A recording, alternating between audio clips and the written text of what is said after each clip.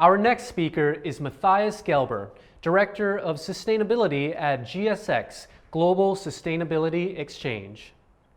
Named the greenest man on earth, Matthias will be engaging the real estate workforce to contribute to a sustainable future, talking about the hurdles and rewards of engaging real estate companies and their employees to commit to ESG and CSR policies and contribute to a sustainable future.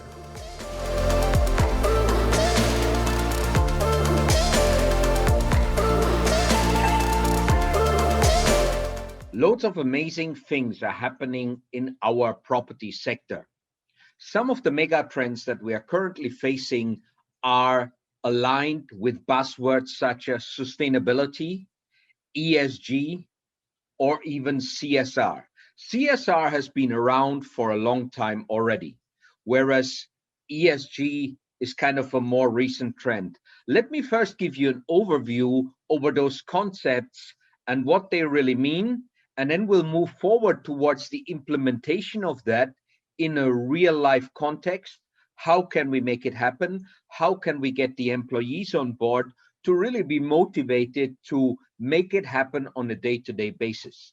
Now, CSR, corporate social responsibility, that's been around for a long time. Here in the Philippines, where I now live, there's a very, very strong tradition. Large organizations, especially listed companies, put a certain amount of their profits aside to put it back to society. This has been very important, very critical over the years to help lift a lot of poorer parts of the society out of poverty, to a certain extent, housing, or give them opportunities in times of crisis. We just had recently a couple of typhoons hit us. This is where CSR has done an amazing job. But CSR is often donation-based. Rather than it creating a long-term sustainable earning or livelihood opportunity, is often responding to a crisis situation. So sustainability, particularly the UN Sustainable Development Goals, are trying to address these issues and needs on a more systemic, long-term, holistic basis. How can we help people get out of poverty? That is UN Sustainable Development Goal number 1. How can we get gender balance be implemented in society, in business? How can we get more renewable energy into our organization? I think that's SDG number 13. And then there is the SDG that looks at sustainable cities and sustainable communities. That is very much the SDG, UN Sustainable Development Goal, at the center of our industry, the real estate industry. How can we really make our properties, our cities, our infrastructure more sustainable so it serves both the communities, the planet as a whole, and we take into consideration the needs of people? So there's a shift going on, a mindset shift. The latest trend is really ESG. What does ESG stand for? It stands for environment, social, governance. It's mainly focused at the investment community and listed companies where property funds put their money in.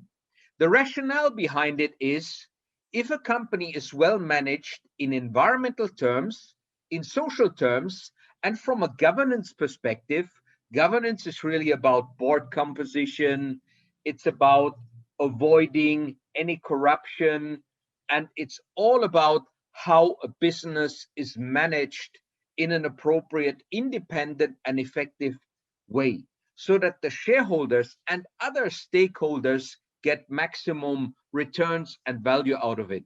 It's not just the shareholder return alone, it looks at a wider holistic approach. So on the environmental front, it would be things like biodiversity, carbon, and greenhouse gases. How are you managing that aspect of your business? There is a transition risk that ESG funds are looking at. One of the mega trends that we see, partially driven by the Paris Agreement, the UNFCCC, setting targets. Those targets want to avoid that our Earth's warming is more than 2 Celsius. Yes, acknowledged, we have had natural fluctuations in the history of the planet of carbon dioxide emissions and as well the Earth's temperature. Here in the Philippines, when Mount Pinatubo blew up, there was a natural realignment of temperatures. In that case, there was maybe more blocking of the sun rays, leading to a temporary small cooling. On the other hand, we had a lot of other emissions, sulfur dioxide, nitrous oxides coming out of the volcano and carbon dioxide, having the opposite effect of increasing the greenhouse gas effect. So there are different things going on, some small natural fluctuations up and down, but the big impact in the last 200-300 years, since we humans have come up with industrializations, being able to dig out the oil, the gas, the coal, what it took Mother Nature millions of years to accumulate in the crust of the earth, we are digging it out, we are burning it, we are powering our industries, we are powering our vehicles, or we are even generating loads of emissions for our core building materials. Just look alone at steel and cement. Those two alone represent more than 10% of the world's greenhouse gas emissions. Cement in particular, what is the raw material? It's limestone, calcium carbonate, CaCO3. When we burn that at 1,500 Celsius in our cement kilns, we don't just release the carbon dioxide and related greenhouse gas emissions from the fuel, which is usually coal. There are alternatives, refuse-derived fuels. There is such a processing plant here in the Philippines as well, where you chop high calorific value waste into small pieces, things that burns very well, like some of the plastic materials that's made from oil, textile, the Tetra Pak, and other cartoons that we have out there. They get chopped into small pieces and they get then used instead of coal as a fuel for the kiln of the cement processing. You're reducing the CO2 emissions by a certain percentage by doing the fuel replacement, but when you are burning limestone calcium carbonate, CaCO3, you are releasing the carbonate that was captured by nature in the limestone. So you have a double whammy. Both the release of the chemical process CO2 itself into the atmosphere and the release by burning the fuel, coal, or alternative. So these are major contributors. We, the real estate and construction sector, are a major contributor to climate change. So we need to look at these both from a building envelope perspective. What is the carbon footprint of our building envelope alone itself? And then what is the carbon footprint of running our buildings in operation? Some countries like Singapore, New York as a state, they are setting targets for buildings. Often new buildings, people want to achieve net carbon zero by 2030. And for old building stock, 2050 is usually the target.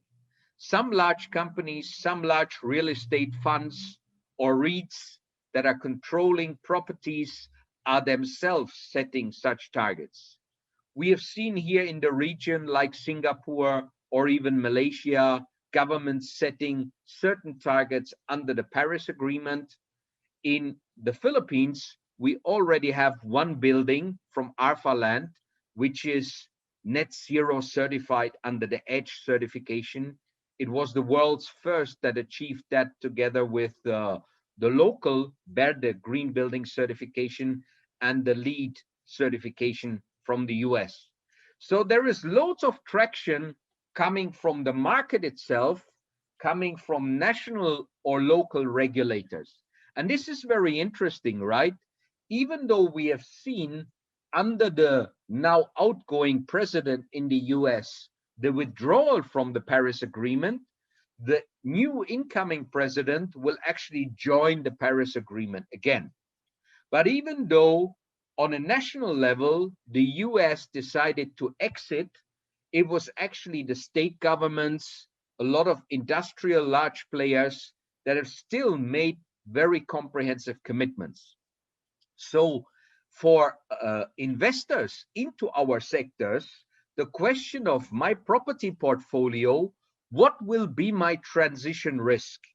If I have to achieve that net zero target, how much will I have to spend in changing my building envelope to lower carbon materials, my energy efficiency?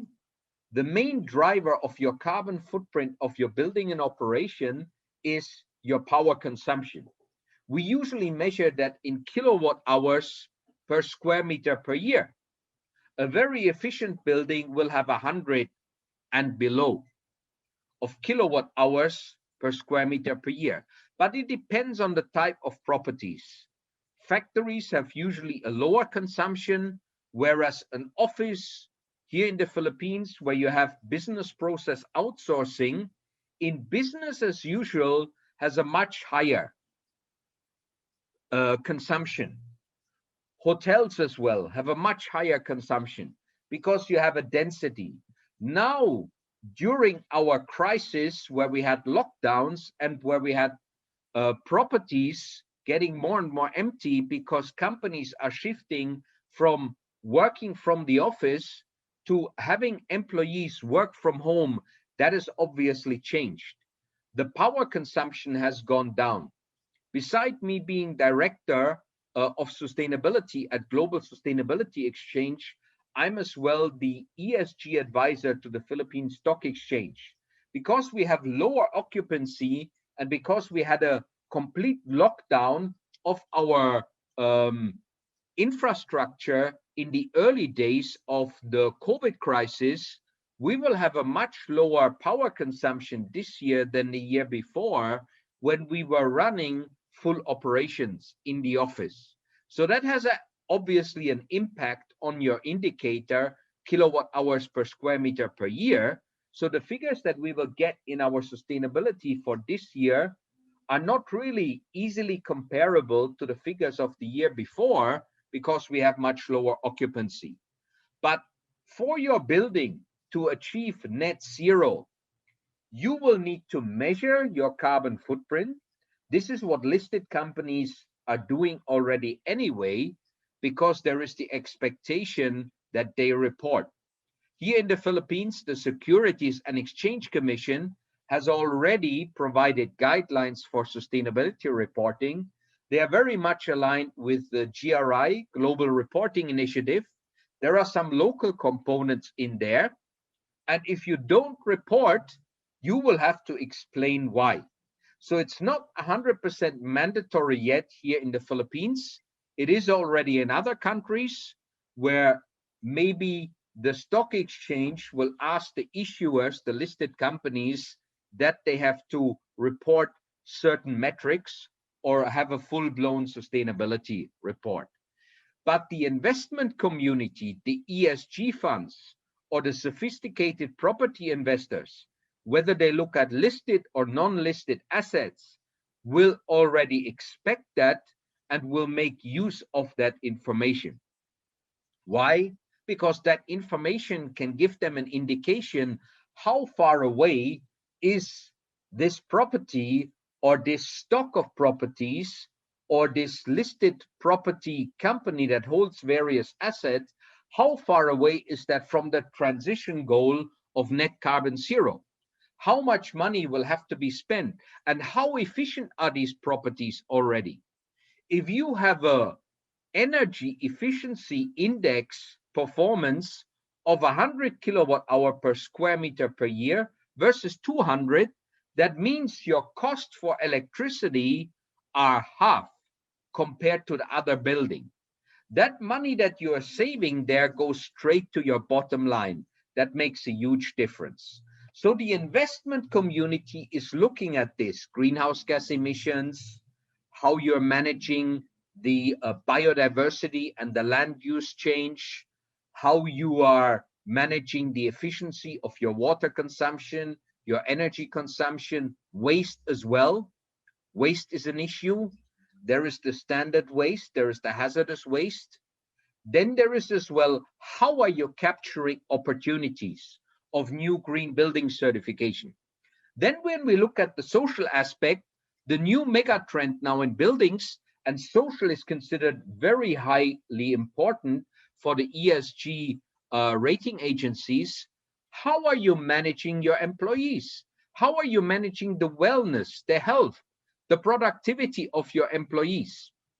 What about indoor air quality, health and safety? Now under COVID, very, very critical.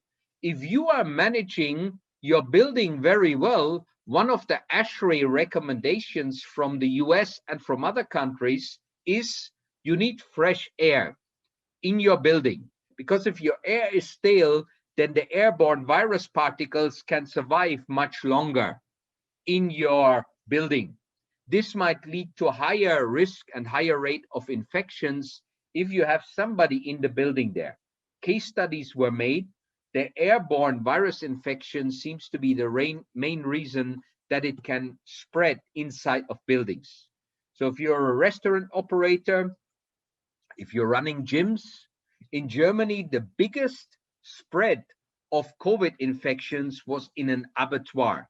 And they found out that there was very little fresh air coming in. The air was circulating inside of the factory, and this led to more than 1,500 employees there being infected.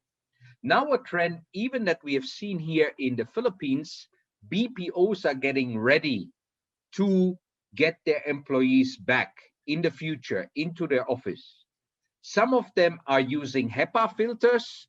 This is what we considered as well at the Philippine Stock Exchange. But one problem is you have major costs of some construction activity going on. And when you have those dense HEPA filters that can filter out the bacteria and viruses, when the air goes through those filters, you need booster fans. You need to install additional fans, additional motors. You have much higher power consumption. So this can come at a considerable cost. Other people have installed UV in their ducts to eliminate virus bacteria. Some BPOs in the Philippines and other offices have installed something called bipolar ionization. This is then used in the aircon, either split or in the ducts, and it carries positive and negative ions into the property and eliminates the airborne virus spread. I even have it here in my home in 2 of our aircons, and it's working extremely well. It's not dangerous for humans being present. UV you cannot use directly when humans are present unless you have a specific technology. That's why it needs to be in the duct. But a bipolar ionization, the ions go into the room and eliminate the virus droplets. So this is unique. There are lots of new technologies coming on stream as well, but ESG investors and even the supply chain, that is why some of the BPOs have started to use this technology, because their large customers are asking, what are you doing for your employees? What are you doing about health and wellness? So these are some of the mega trends. In the past, we have focused on energy efficiency of buildings. More and more, we are now focusing on health. I recently heard, before we have heard this term greenwashing. The latest trend is your building health washing? On the flip side, if you have got very good indoor air quality, you can show that your building has a lot of fresh air, the health and the productivity will be enhanced of the occupants there, and your biggest cost is actually not power consumption of continuous operation. Your biggest cost is employee salaries. So if you are keeping employees away from the doctor, away from the hospital, at top productivity, you can get huge return on investment for this. So this is what investment funds that are focused on ESG are looking at. BlackRock, Goldman Sachs, they've all talked about this in the last few months, end of last year. ESG funds have performed extremely well during this crisis, so more and more money is flowing into it. PricewaterhouseCoopers did a European study. It concluded by 2025, half of all money funds invested in listed companies will be invested based on ESG criteria. So well-managed ESG companies are considered to be very good at capturing opportunities and reducing risk to become an issue that might lead to major share price dropping. Now, how can we operationally implement this? Let's look at three different subjects. One is energy. How can you actually get employees on board? Instead of you just from top down setting some energy efficiency targets, work with your employees, your facilities management, your HR to get bottom-up buy-in. How can different departments contribute to this? Some aspects are linked to technology. Can you make your HVAC system more efficient? Can you replace your old motors with new and more efficient motors? I have seen just recently some major innovations coming from a company in Malaysia that use maglev motors that are super efficient, where the combination of those motors with the air handling units can actually even slash electricity consumption compared to conventional motors between 30 to 60%. So there are really innovations coming on stream all the time. If you get your facilities management people involved and make it their goal, maybe even their idea, there will be a lot more buy-in. Usually people don't want to change because when you bring in new technology, there's a risk of it failing. So work together with finance, work together with external financing institutions.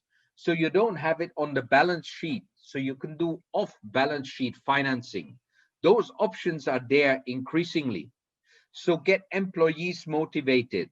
So these are the big ticket items: your HVAC, your insulation, your windows, window insulation. A lot of heat might come through the windows. So what can you do about that? But some is employee motivated. Do you need the lights? Do you need to keep your computer on all night long? Does the aircon setting really need to be this cold? So can you get motivational behavioral change from your employees? For that, you need awareness. For that, you need motivation. For that, you need understanding. Or maybe an incentive, gamify it.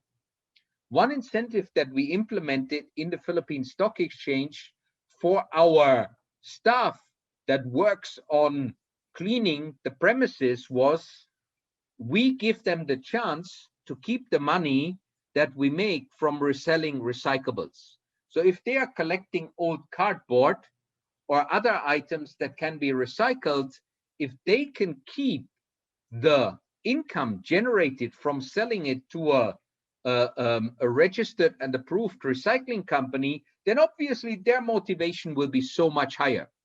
That's what I did 10 years ago with my neighbor Gregors Ryman when we were both living in the same condo in Malaysia.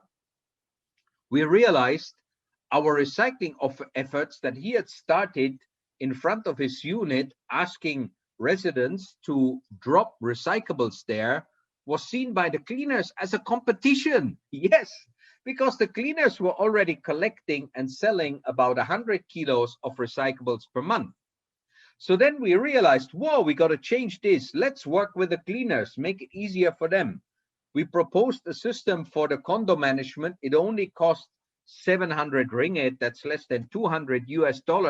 It was implemented in the whole condo. Just separate the recyclables in a clean manner. Put the paper and the cardboard on a shelf, put the bottles, the cans, the plastic in a clean container, otherwise it gets contaminated. That was the main problem that the cleaning staff told us for them to push up the recycling rate. So from 100 kilos, it went up to more than 300 kilos.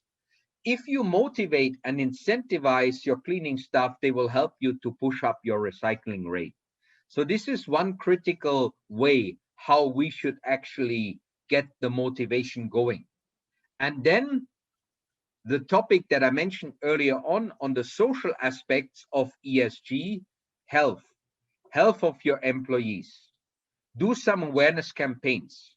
Usually what happens is your medical insurance providers will send you a report, but nobody really looks at it. I did that recently, and I found out most of the reasons why employees have to go to hospital or to the doctor are lifestyle and related to the food that we eat. High blood pressure, digestion issues. Now, are we seriously tackling this, even in a office or a building that you might be living in, or your employees of your real estate company? Or when you look at real estate, when you're designing it, do you take into consideration the new well standard, which looks at the health of your employees, or there are others like Fitbit and other standards coming on stream? Are you holistically looking at the wellness? Your main asset is your employees inside of your real estate. So this is very, very important and a new trend. And again, how do we make this an opportunity for employees to get fitter, to get healthier? One thing I realized, I chaired an event recently for listed companies on COVID response. And we had two case studies, one from Ayala and one from Union Bank. They were both doing a lot to increase the resilience of their employees and to make sure that their employees actually didn't feel left alone while working from home. Maybe it can lead to demotivation. People feel disconnected. People, mental health is a very important issue. What was great about the Union Bank case study was they didn't discontinue the yoga or the Zumba that they used to offer to their employees in their premises. They just decided to deliver it on a virtual level so that people could do it at home. So this can really be some of the motivations as well for people to still connect, improve their health, their wellness, their fitness, and then become more productive employees. There is huge potential there to add value. And if you ask your employees, ask HR, make it an HR target within your company to really drive these things to the next level so that they have an incentive, a motivation. If this indicator of employee wellness becomes a KPI, a key performance indicator that pops up in the discussion review, performance review of employees from the HR department, then definitely, even more so, if it is linked to their performance related pay, then these will be issues that they will be helping to drive within the organization. But if it's just a nice thing to have, and it's not part of the performance review or performance pay, then it is not a top priority, but only something that people will do when it actually is, when other top priorities have been tackled. So we need to get people on board. We need bottom up together with top down. These should be the targets that the company management drives in the organization. And at the same time, it should be targets that get bottom up people development. So there is huge opportunity because the financial markets go for it. The insurance premiums might be reduced. If you can show to your health insurance company that you actually have very low statistical occurrence of sick leave, or your people needing payouts from the insurance companies because they're in hospital all the time, if you can reduce that, wouldn't that be a good way to reduce the premiums if you work closely together with your insurance providers? Insurance providers actually want to do this, but often we don't see the opportunity internally. So let's pick up of those things. If you have a good ESG rating, then you can as well attract more funds, more money coming into your business.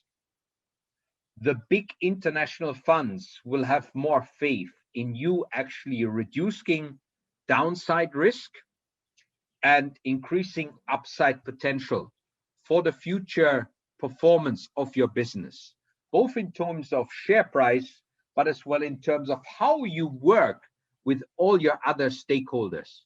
This is your customers, your tenants. How you manage as well the data in a secure way of your tenants is increasingly an important issue under the social part of ESG. How you manage the upside opportunity of you making your tenants happy by giving them a healthy and an efficient place. If you can deliver healthy properties and healthier spaces and more efficient spaces, that will be attractive for families who are worried about the health of their children. That will be attractive to tenants who will have a 50% reduced electricity bill because you have designed your properties to have passive cooling features. Now, one of the questions that I get asked all the time, what's in it for me in terms of financials? Now, recently I hosted a roundtable discussion, and you guys can contact me. I can send you the link of the video recording on the ROI of green and healthy buildings. We had case studies from Europe, from North America, Malaysia as well. As we are here in the ASEAN, I will stick with the Malaysian case study examples. We had a factory from Penang, I think it's called Pyramid, the Green Factory, and we had IKEA as a case study. The extra green and energy efficient features that IKEA implemented, it only took them 2 years to get their return on investment. The factory, the Green Factory in Penang, the amazing thing was 90% of the employees said that now they feel more energized to work in this factory. They love the greeneries. Have you heard of this forest bathing concept in Japan? When people feel depressed or they are like, not feeling well, sometimes even medical practitioners give them the advice to go to the forest, to bathe in the forest. This is what employees experience in this factory. Employee retention, employee motivation shot through the roof in that Green Factory.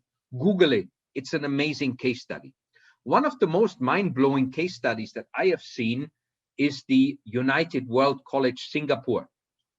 They had a very clear goal what they wanted to achieve. Their goal was not to get certification to green building standard. They achieved that as an add-on. Their goal was maximum efficiency, environmental performance at lowest cost. The manager there, Simon, who was driving this project, told architects, engineers, everybody else, let's work together in a team. This is our goal. If we have additional costs through better technology, we need to have efficiencies in other areas. Everybody will tell you, you make a green building, it costs you extra money. These guys saved 7% of construction costs through radical innovation. One example, normally you need fans in the ducts to bring the fresh air into your restrooms. They did cross ventilation, passive design. When you wash your hands there in the male restroom, you have an open space, you can look at the forest.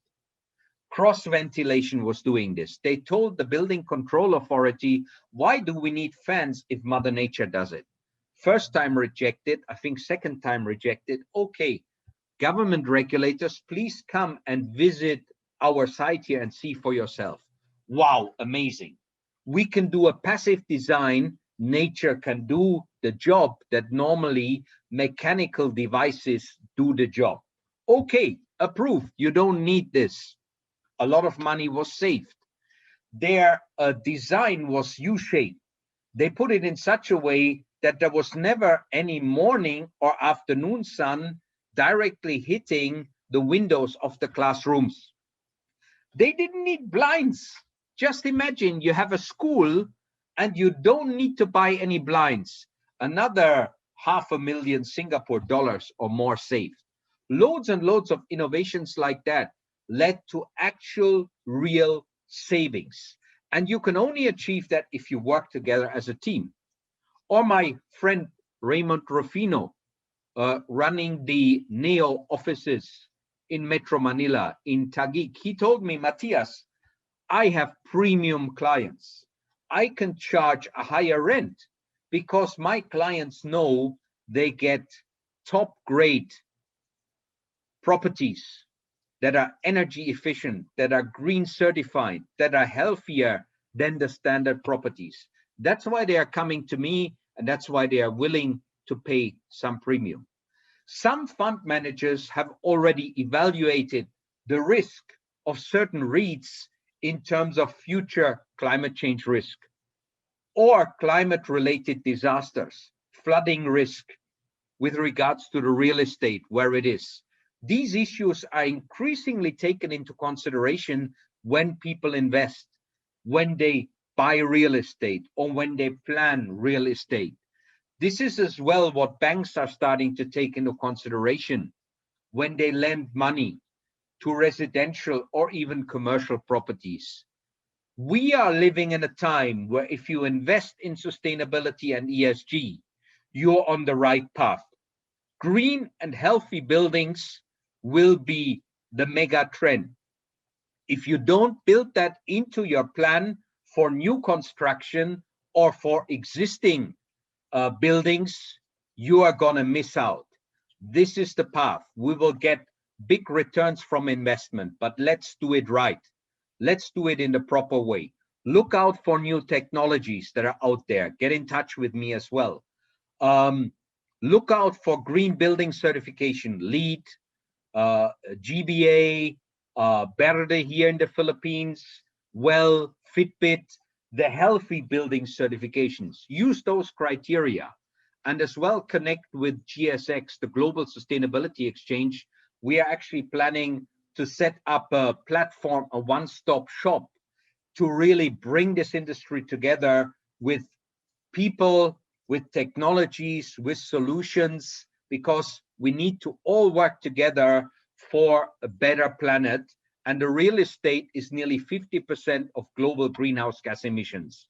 We need to get our act together for the sake of my children and your children. So if you have any questions or comments, find me online. I will be online in the event during my presentation, and you can as well Google me. It's easy to find me out there. Just drop me a line. Thank you so much for the event organizers for inviting me to be a presenter and a judge.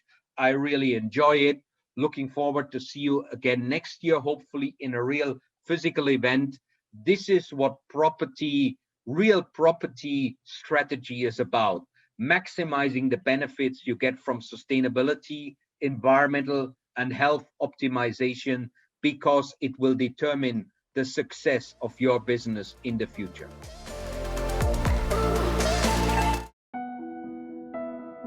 While economic growth is important for a country's development, it often overlooks marginalized communities where vulnerable children are exposed to child protection risks.